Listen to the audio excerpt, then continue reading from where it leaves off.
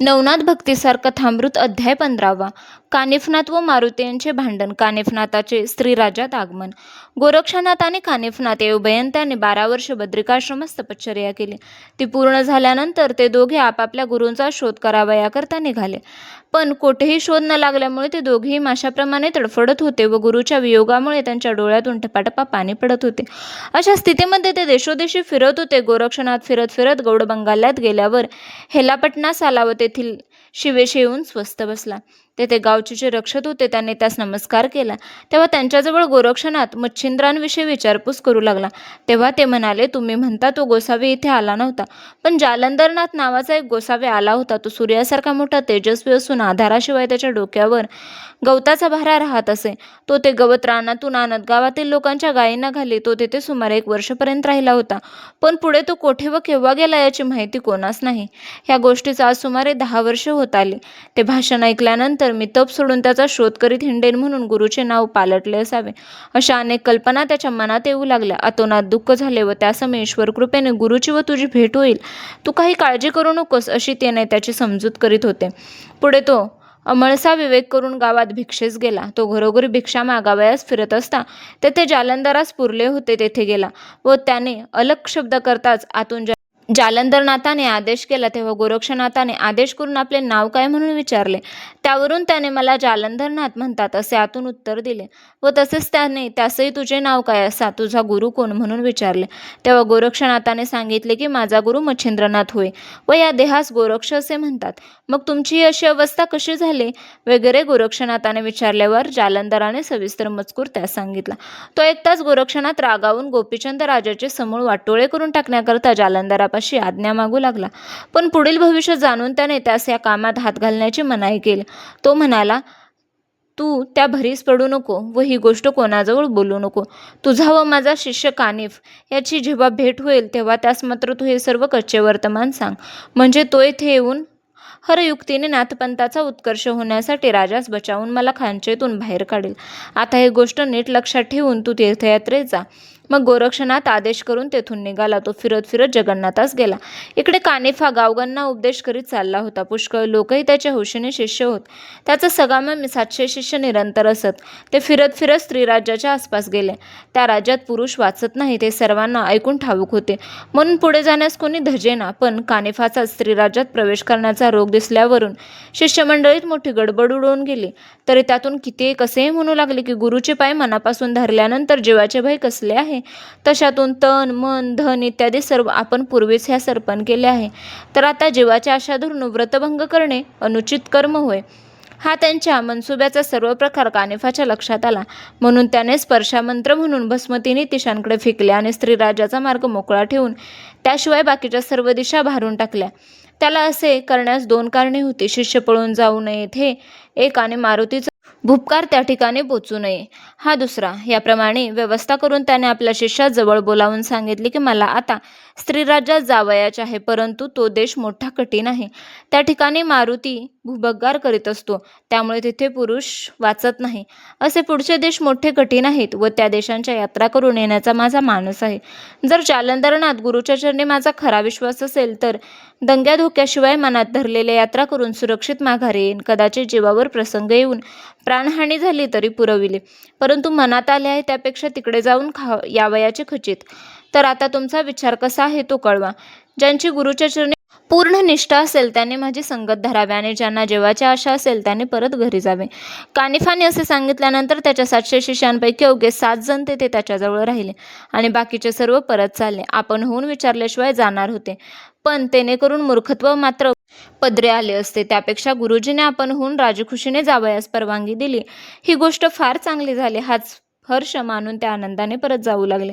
ते गावाच्या सीमेपर्यंत सुमारे 1 कोस लांब गेले, परंतु तेथे स्पर्शास्त्राने त्या चिकटून धरले. जागच्या जागी खिळून टाकल्याने त्यास हालता चालता येईना. मग हात जमिनीवर ठेवून त्यांच्या नेटाने ते पाय सोडावयास पाहत होते, पण हातसुद्धा जमिनीत चिकटून ते सर्व ओनवे होऊन बसले. इकडे कानिफनाथाने राहिलेल्या 7 शिष्यात विभक्त अस्त्रविभूती लावून सांगितले की तुम्ही तिकडे जाऊन दुसरे शिष्य ओनवे होऊन राहिले आहेत त्यांच्या पाठीवरून 1-1 दगड ठेवा.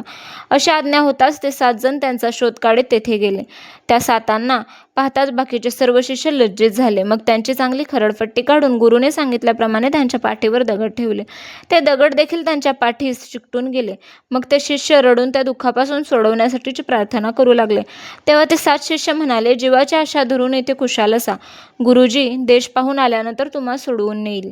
संकटापासून सोडवण्यासाठीच तर गुरु करावयाचा असतो, परंतु विश्वास धरणारास तो मात्र फलद्रूप होतो. तेव्हा आपण अन्याय क्षमा करून स्त्रीराज्यात समागमे घेऊन जाण्यासाठी त्यांनी या 7 जणांची पुष्कळ प्रकाराने आर्जव केले व आमचा भ्रम उडून गुरुचा प्रताप समजला, असे त्यांनी बोलून दाखवले.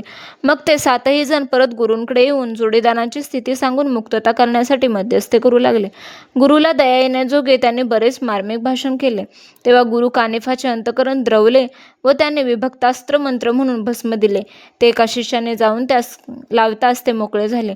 मग ते सर्वजण येऊन लीनतेने गुरुच्या पाया पडले. पुढे सर्व शिष्यांसह वर्तमान कानिफा स्त्रीराज्यात जावयास निघाला. तो नगराच्या सीमेवर जाऊन तळ देऊन राहिला. नंतर असा चमत्कार झाला की भूपकार करण्यासाठी मारुती सेतुबंध रामेश्वराहून रात्री स्त्रीराज्यात तो जात असता तो कानिफाच्या स्पर्शास्त्राच्या सपाट्यात सापडला गेला. पण महाप्रबळ वीर असल्यामुळे त्याने त्या अस्त्रास दाद दिली नाही. तो त्यांच्या तळापर्यंत येऊन पोचला. त्यावेळी स्पर्शास्त्राने हरकत केल्याची कल्पना त्याच्या मनात आल्यावरून ते कोणीतरी प्रतापी असला पाहिजे असेही त्याच्या मनात बिंबले. इतक्यात सीमेजवळ येताच त्यास नाथपंथाचे लोक दिसले. त्यावेळी मारुतीस असे वाटले की आपण महाप्रयत्नाने स्त्रीराज्यात पाठवलेल्या मच्छिंद्रनाथास हे लोक जाऊन उपद्रव देतील व बोध करून त्याचे मन मळवतील. मग तोही त्यांच्या समागमे स्वदेशाला गेला तर केलेले श्रम फुकट जाऊन राणीचा मुखचंद्र उतरेल व तिचे जागच्या जागी राहून जातील. हे अस्तव त्यांना दुर्बल करून परत लावण्यासाठी मारुतीने अतिविशाल असे भीमरूप प्रकट केले आणि भूंभकार केला. तेव्हा सर्व शिष्य घाबरून गुरुजींच्या आड दडून बसले व रक्षण करण्याकरता गुरुस विनंती करू लागले. त्यांचे अवसान गळून गेले असे पाहून कानिफाने त्यास पुष्कळ धीर देऊन सांगितले की पुढे काय चमत्कार होतो ते धैर्य धरून तुम्ही पहा. यांच्यापासून तुम्हास मुळीच धक्का बसणार नाही. नंतर कानिफाने वज्रास्त्र सिद्ध करून भस्म मंत्रून फेकले. ते कृत्य मारुतीच्या लक्षात आले. त्या क्षणीच तो आवेशाने मोठमोठे प्रचंड पर्वत कानिफाच्या अंगावर फेकू लागला. परंतु वज्रास्त्राच्या योगाने दगडांची चूर्ण होऊन जाई म्हणून मारुतीने वज्रमुष्टीचा प्रहार करताच वज्रास्त्र क्षीण झाले. ते पाहून कानिफनाथाने कालिकास्त्र, अग्न्यास्त्र, वासवास्त्र, वाय्यास्त्र अशी वरच्यावर सोडले. तेव्हा अग्न्यास्त्रास्त्र वायवास्त्राचे पुष्कळ पाठबळ मिळाल्याने त्याने प्रळय घडवून दिला. त्यावेळी मारुतीने सर्व इलाज केले पण त्याचे काही चालले नाही. तो अगदी जेरीस येऊन गेला. मग मी तुझा मुलगा असता माझा तू प्राण घेऊ पाहत आहेस तर मुलाची दुर्दशा पाहून कोणत्या तरी बापास सुख वाटणार आहे काय. अशा मतलबाची मारुतीने आपला पिता जो वायू त्याची बरीच स्तुती केली. तेव्हा पुत्राच्या ममतेस्त वातास्त्र क्षीण झाले व कानिफनाथाची मोहनी योजना केली. त्याने मारुतीस काहीसे भ्रमिष्ट केले तरी त्याने अग्न्यास्त्र समुद्रात झुगारून दिले. त्या तपाने समुद्राचे उदक कडू लागले. मग तो समुद्र मूर्तिमंत येऊन पाहू लागला असता कानिफा व मारुती यांचे युद्ध चाललेले दिसले. मारुती आपल्याकडून करवेल तितके उपाय योजून कानिफाचा पाडाव करावयास पाहत होता, परंतु त्याचे वर्चस्व कमी झाले नाही. उलट मारुती जज्जीर होऊन मूर्छना येऊन जमिनीवर पडला. मग मूर्तिमंत वायू पुत्रमोहस्तव मारुतीजवळ गेला. इतक्यात मारुती सावध होऊन पुन्हा युद्धाची धामधूम करण्याच्या बेतात आहे असे पाहून वायूने त्याचा हात धरून सांगितले की हे नाथ मोठे प्रबळ आहेत. पूर्वी मच्छिंद्रनाथाने तुझी कशी दुर्दशा करून सोडली होती याची आठवण कर. वाताकर्षण विद्या यांच्याजवळ पक्क्या वसत आहेत. यास्तव यांच्याशी सख्य करून तुझे कार्य साधून घे. सख्यत्वासारखी दुसरी योग्य युक्ती मला सुद्धा दिसत नाही असा समुद्राचाही अभिप्राय पडला. मग ते मारुतीला घेऊन कानिफाजवळ गेले व त्यास परमप्रीतीने भेटले. कानिफाने वायू व समुद्र यास प्रेमाने नमस्कार केला आणि युद्ध का सोडलेस म्हणून मारुतीला विचारले. पण युद्ध करण्याचे कारण कोणते असे वायूने कानिफास विचारल्यानंतर त्याने उत्तर दिले की मारुतीने काय कारणास्तव युद्धास आरंभ केला हे मला माहीत नाही. त्याला विचारले असता तो सांगेल. तेव्हा मारुती म्हणाला, मी मोठ्या प्रयत्नाने मच्छिंद्रनाथास स्त्रीराज्यात पाठवले. हे त्याचे जातवाले असल्यामुळे युक्तिप्रयुक्तीने त्यास बोध करून तेथून आपल्या देशास घेऊन जातील. असे यांनी करू नये म्हणून मी ही खटपट केली. दुसरा काही मतलब नव्हता. मच्छिंद्रनाथास यांचा उपद्रव होणार नाही अशी माझी खात्री पटण्यासाठी मला वचन देऊन त्याने खुशाल स्त्रीराज्यात गमन करावे. मग मारुतीचे म्हणणे कानिफाने मान्य करून त्यास वचन दिले. मग अग्नी, वायू व मारुती संतुष्ट होऊन आपापल्या ठिकाणी गेले. मग प्रातकाळी कानिफा आपल्या शिष्यांसह वर्तमान निघून श्रीराज्यात गेला. तेथे तीर्थे करीत राजधानीचे मुख्य शहर जे शृंगाल मुरुडी येथे ते दाखल झाले. तेथे मैनाकिनी राणी मच्छिंद्रनाथास घेऊन सभेमध्ये सिंहासनावर विराजमान झाली होती. कानिफ आपल्या शिष्यांसह एका राजवाड्यात गेला. तेव्हा द्वारपाळांनी तपास करून 700 शिष्यांसह कानिफनाथ या नावाचा जती आल्याचे वर्तमान मच्छिंद्रनाथास कळवले. ते ऐकून गोरक्षनाथ आपले नाव बदलून मला न्यावयास आला असावा असे वाटून त्यास फार वाईट वाटले. आता आपण ह्या विषयविलासाच्या अनुपम सुखास अंतरणार हाच विचार त्याच्या मस्तकात भरून गेला. तेणेकरून तो दिलगीर झाला. मग त्यांचा परभावी गावात न्यावे असे मनात आणून मच्छिंद्रनाथ मोठ्या समारंभाने पालखीत बसून त्यास भेटावयास गेला. उभयंताच्या मोठ्या आनंदाने भेटी झाल्या. भरजरी गालिचे पसरून त्यावर सर्व मंडळी बसवली. मग एकमेकांच्या हकीकतीचे विचार खरा प्रकार बाहेर पडला. ओळख पटल्यानंतर उभयंतांचे पुष्कळ बोलणे झाले.